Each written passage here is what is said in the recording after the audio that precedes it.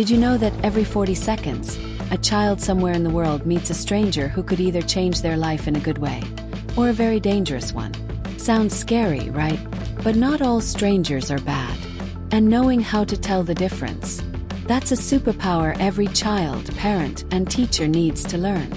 Stay with us until the end, because what happens in our roleplay story might just shock you.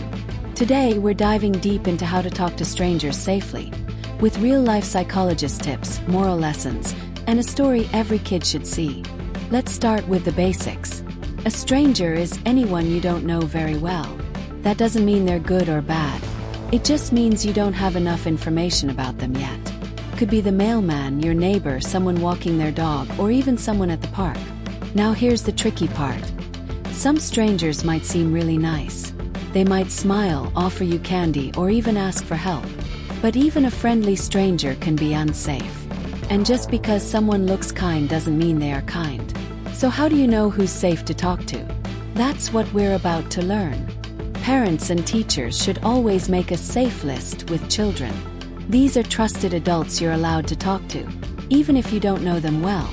It might include police officers, teachers at your school, the school nurse, or a family friend your parents introduced you to.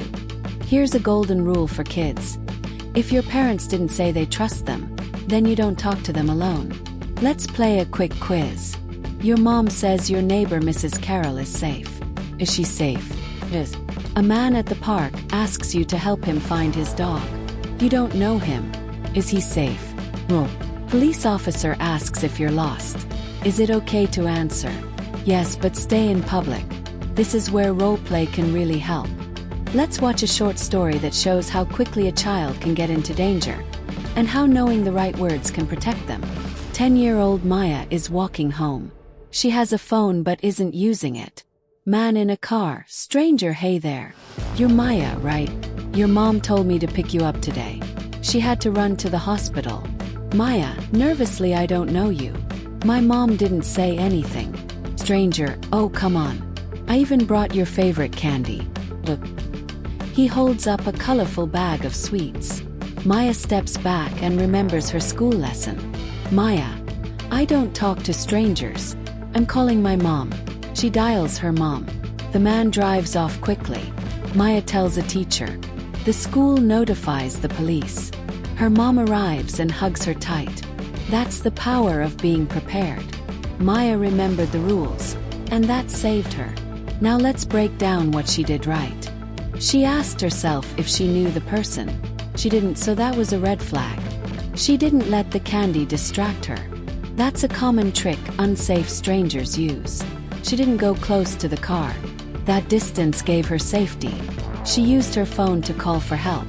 Technology is a tool. Teach kids how and when to use it.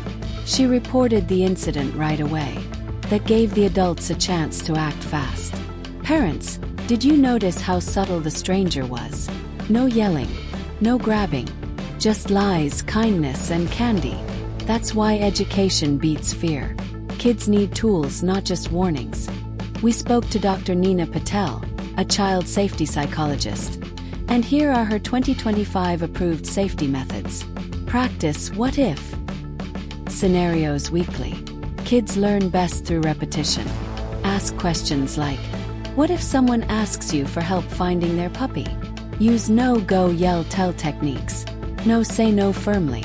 Go, run to a safe place. Yell, make noise. Tell, report to a trusted adult. Teach them body language. Looking confident, even when scared, can make unsafe strangers back off. Establish secret codes. Family password known only by you. If someone says, your mom sent me, ask for the password. Date safe zones. Schools, libraries, shops with a safe place logo can help children if lost. Remember, confident kids are safer kids. Don't just teach them to be afraid.